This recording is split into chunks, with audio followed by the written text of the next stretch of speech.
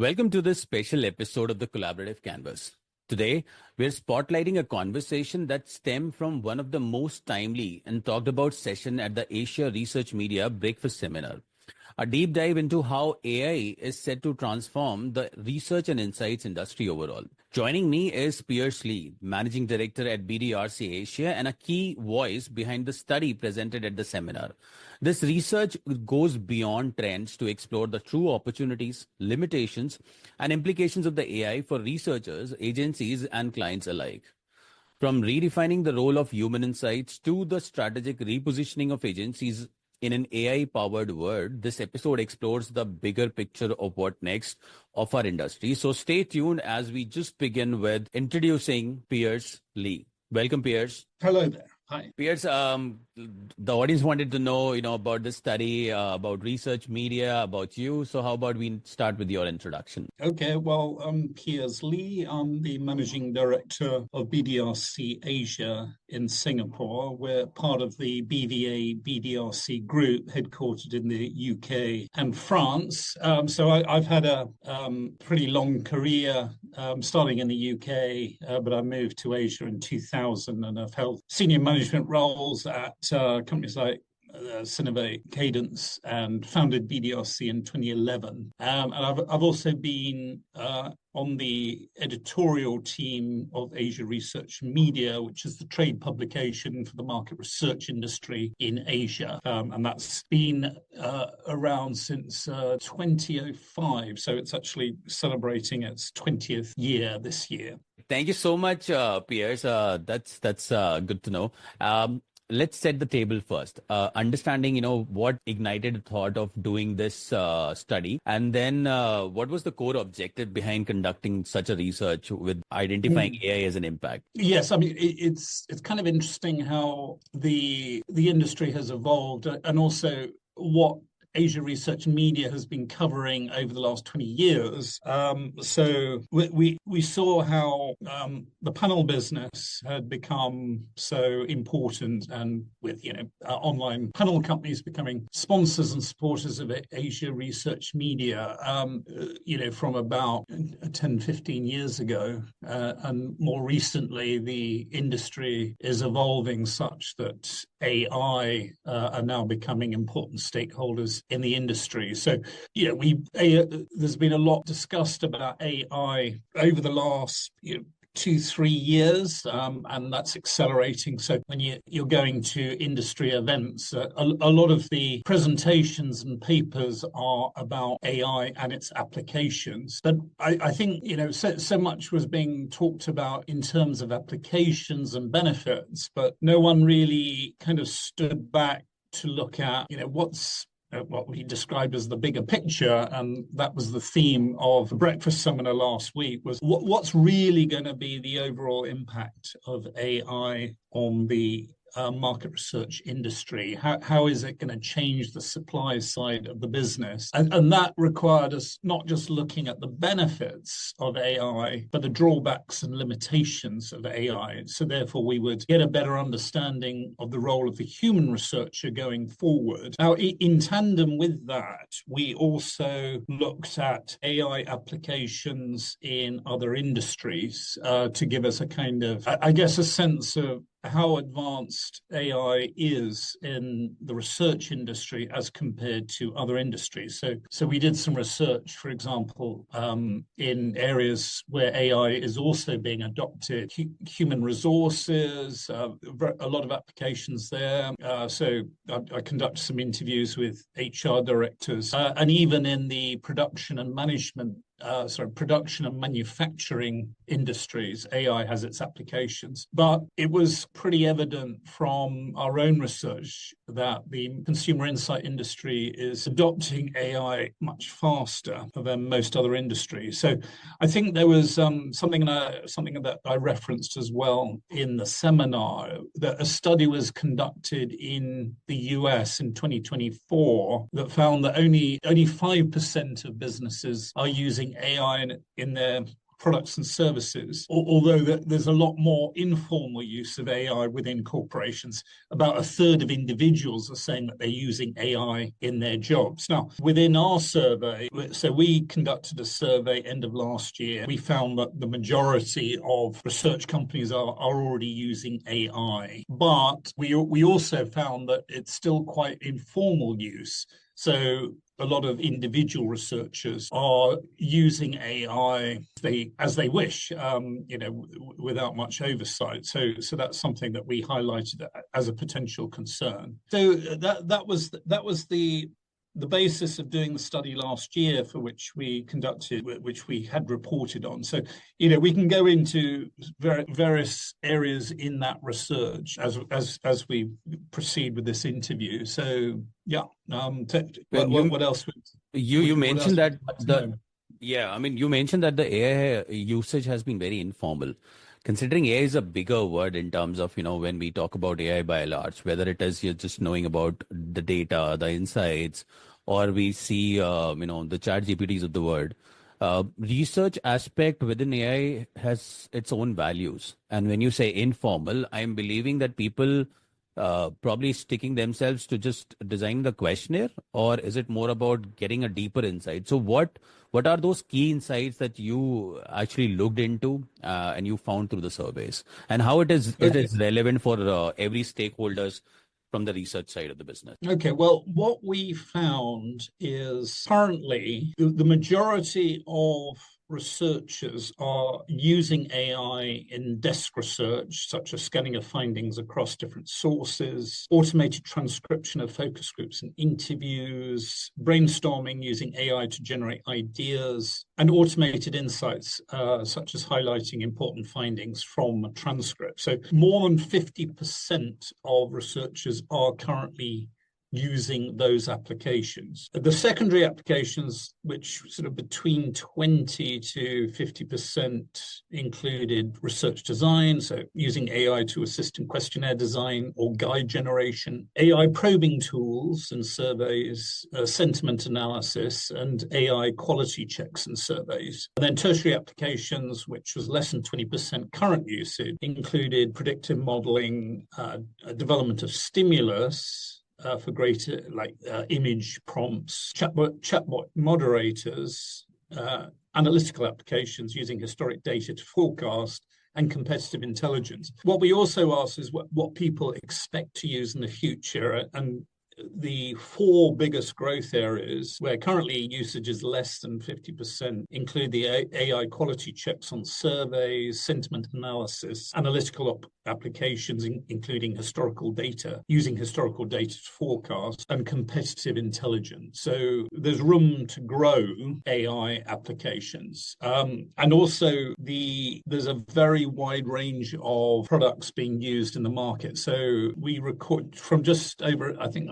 108 surveys. We conducted 44 different AI branded applications that are being used currently. But also the agencies are developing their own in-house proprietary AI applications. So, they're taking it quite seriously, given that they're willing to invest in developing their own AI applications. Yeah, I was reading a few nuggets on ChatGPT, which as a task scheduler I have posted into.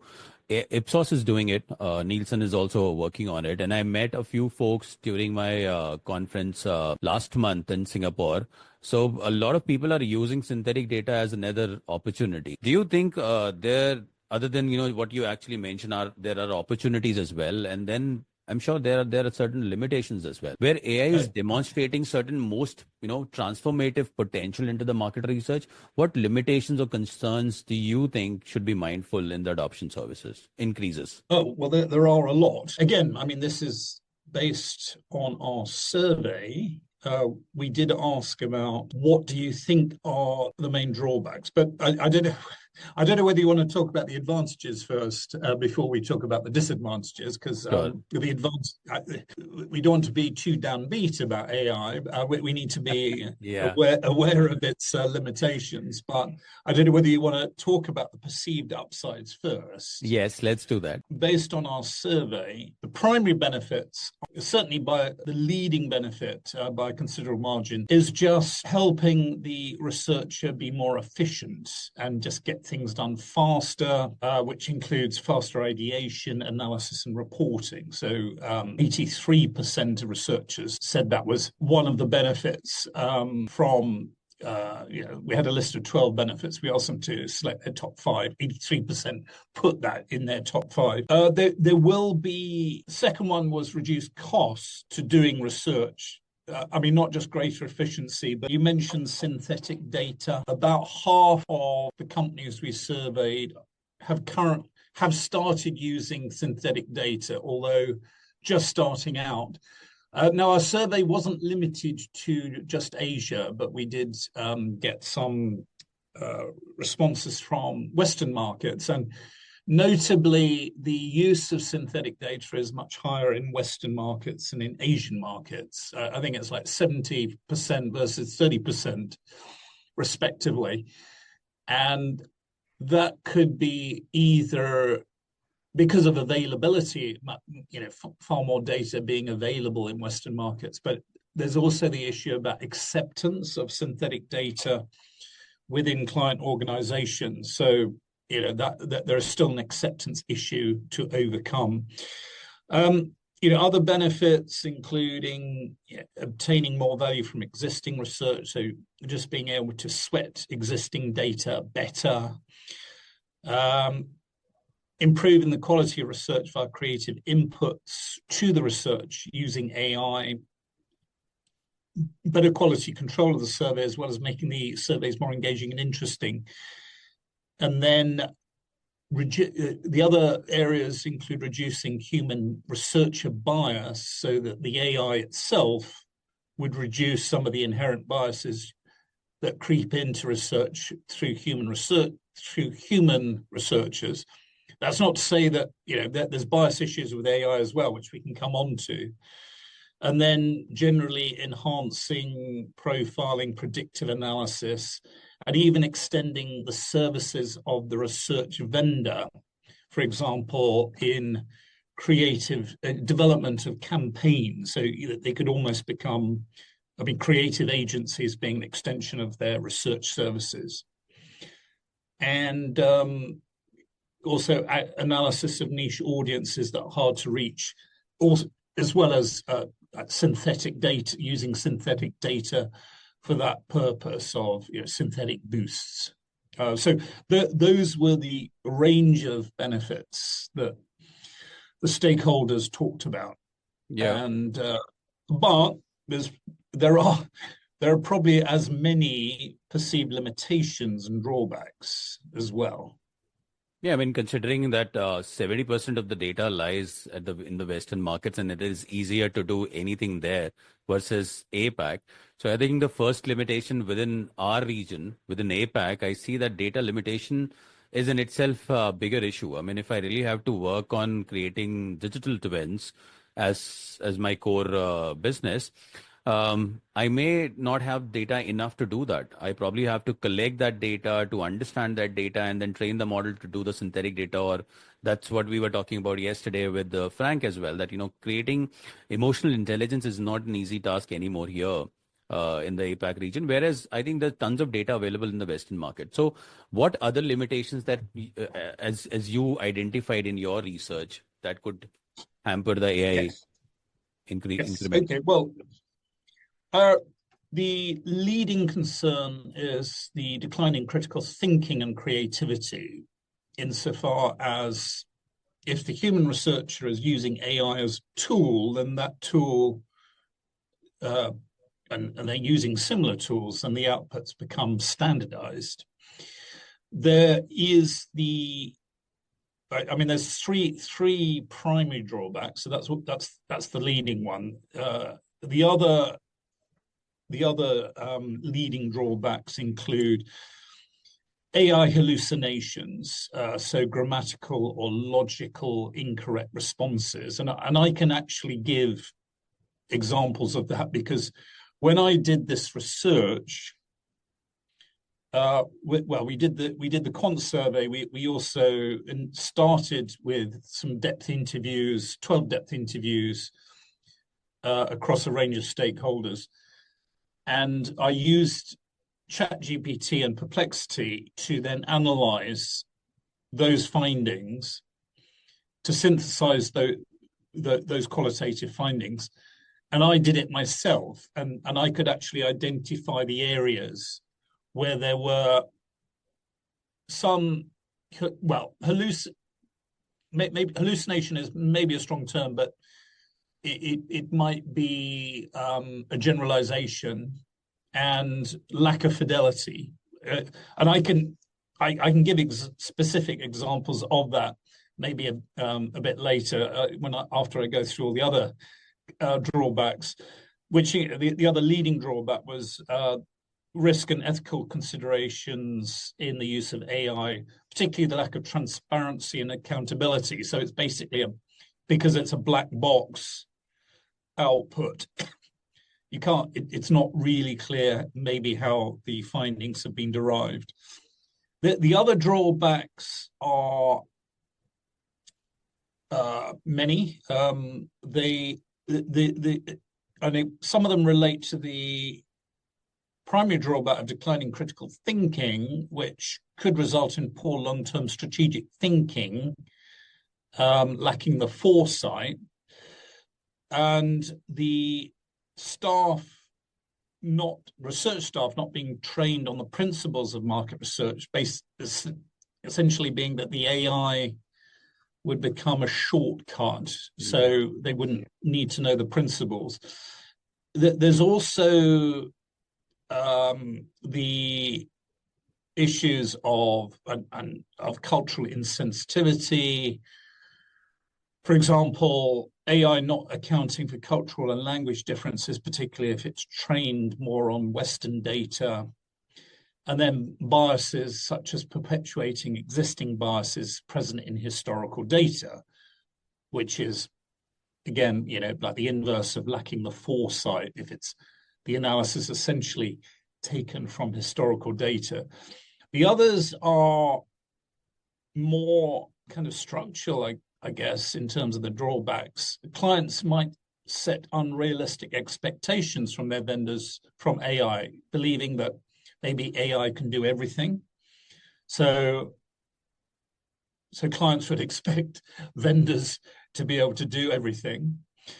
There are concerns about, it could be, related to that, the AI would drive down the fees charged by research and insight agencies. So it will become even more price-driven. Disreputable vendors selling poor AI solutions was highlighted by 21% of stakeholders. That's huge. And then restructuring or job losses, fairly a lower concern, but still there. And last but not least was the environment, more generally, the environmental impact of over-reliance on AI, because each iteration, it's demand on data centers, and we're already seeing huge increase in energy demands in various countries due to AI. And interestingly, this may also determine where AI is going to be developed most. Interesting, you may have seen that France is looking to position itself as a powerful or an AI superpower. And part of that is they said that they have copious amounts of nuclear power that can actually power these data centers, which is an interesting finding and an interesting insight, given that the development of AI is also going to be linked very much to the availability of low-cost power.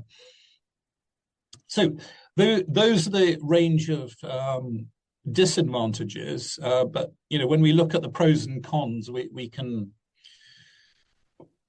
see where the supply side may be going in the future. I think the 2 points which I'm taking from the disadvantage is one, that client is not giving enough time, making it a hush-hush job, which is why a lot of disruptors are kind of using a cheap AI solutions to work things out.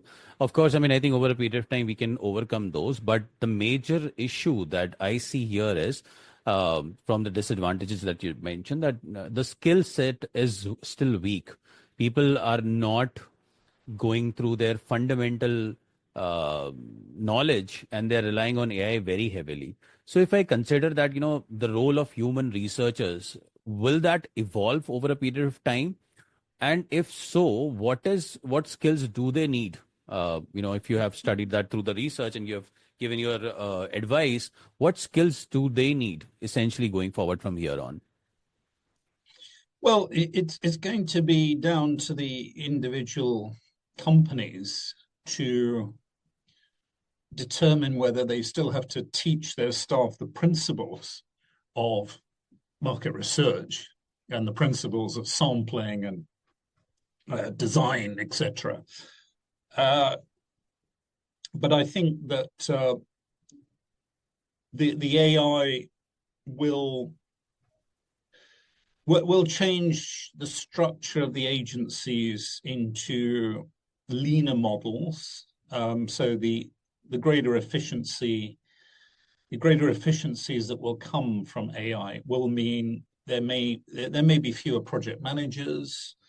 There will be fewer junior researchers, and in fact, one of the companies one of the fairly large research firm I interviewed was saying that AI allows junior researchers to become more like middle level staff. So, you may have a more, rather than a pyramid structure, more of a column structure within agencies. So you would have a fewer number of project managers and junior researchers compared to what we have now, but we would still have the senior researchers and the business development managers and those who are managing the client relationships.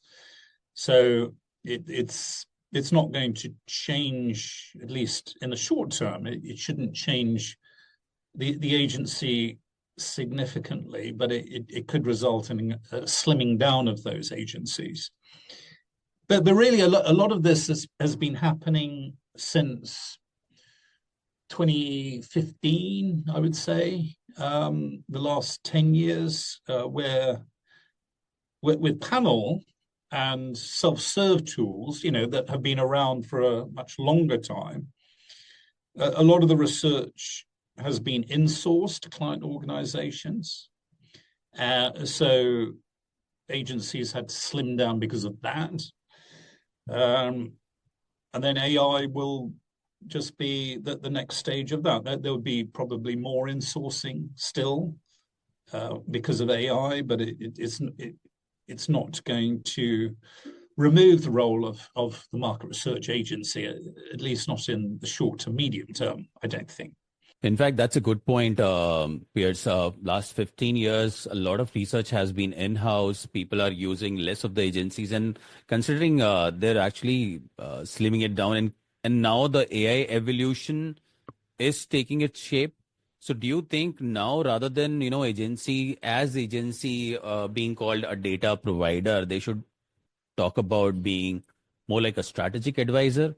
And should they, make a shift in how they can stay relevant and valuable to the companies or the brands? Well, what we concluded was there are probably six types of supply side company that would result from AI in consumer insight. So the first would be those who are more advisory and consultancy, providing more advisory and consultancy based research, where there would be a higher ratio of senior staff to juniors. The second, and some of these may overlap, of course, but the second observation was that consumer insight firms would become innovation hubs for understanding things like behavior, or enhancing our understanding of behavioral science. A third outcome would be the research vendor expanding their services to include creative development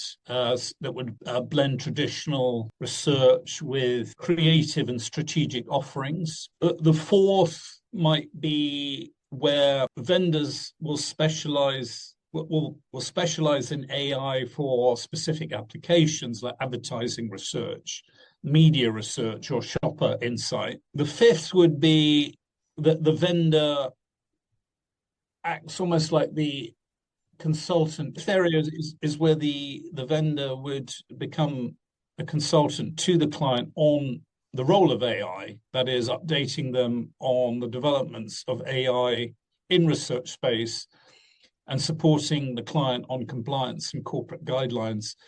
And the sixth would be, which is kind of already happening, tech-led businesses evolving to incorporate AI enhancements and provision of more self-serve AI tools for both end clients and research firms. So those are 6 different types of outcomes that were identified. And considering all the last 3 specifically, from specializing to becoming a strategic advisor, a lot of clients do have that capacity of, doing their research through AI in-house. What is that one thing which can ask them, let's go out and find another researcher? Is it the skills, or because money is not a problem? It's the same reasons that have applied for the last 10 years. Even though there's been high levels of insourcing over the last 10 years, even just for doing panel-based surveys.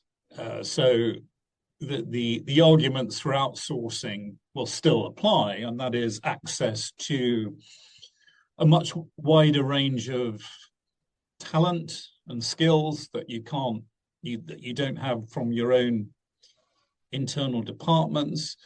And secondly, that there's still the arguments of economics as to whether you really need, it depends on the size of the organization, of course, is whether you really do need a fixed internal cost overhead for your research, rather than calling on it when you need it. So those two arguments will still apply. Well, I guess a third one is that there are still projects that are complex enough and of such size and scale, multi-region projects, where you still need to have the researcher with the network and with the people in the local markets that provide the market of those markets and all the cultural and language considerations to do research in those local markets. So those arguments will still apply in terms of the insourcing outsourcing argument. I think things will take its own shape at its own time. It's just that, how you specialize yourself is, I think that becomes more critical element for agencies to imply within their culture or within their offerings in order to grab more business from the clients. I think this makes more sense.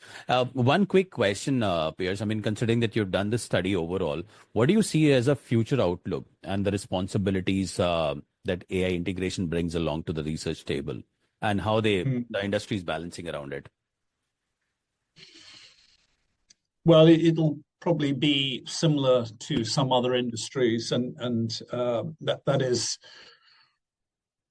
that there's a lot of companies who are rushing into it for fear of missing out, and we know that, and in fact, from the Asia Research Seminar last Thursday, we had a futurist, Neil Mann, who had talked about some of the pitfalls in the rush towards AI from other industries like financial services, for example, where there's been some pretty low returns on investment in the AI. So what he talked about is kind of typical development curves in the adoption of new technology, where there are various stages of adoption and reflection and then adaptation or change and so on.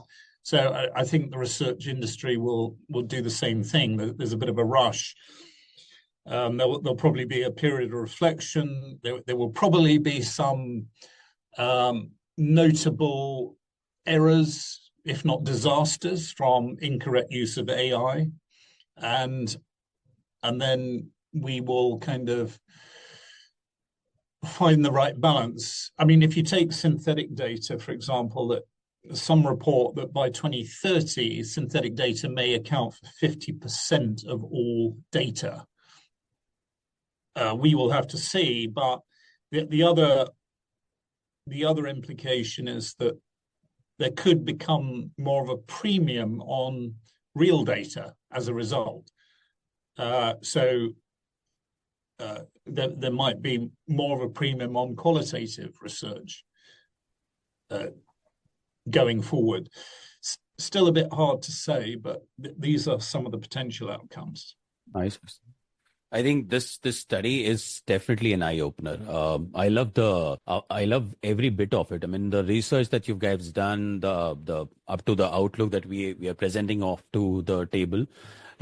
This has given a lot in depth about where AI stands at the moment, what is its implication, what are the findings that we can take as a future landscape. Thank you so much, Piers, for your helping us unpack not just these findings of this important study, but also how the industry is shaping in itself. And as AI continues to evolve, it is clear that value of the human perspective, strategic thinking, and ethical responsibility will only become more essential. For those who missed the Asia Research Media Breakfast Seminar, I hope today's episode offered you a front row seat into one of the most compelling discussions. As always, we'll continue to bring you more insights from leaders shaping the future of the research and innovation, so do subscribe and you'll never miss an update from us. Thank you so much, Piers, again for sharing thoughts. And until next time, guys, stay curious and stay collaborative. Thank you. Thank you. Thanks for taking part. Thanks for having me.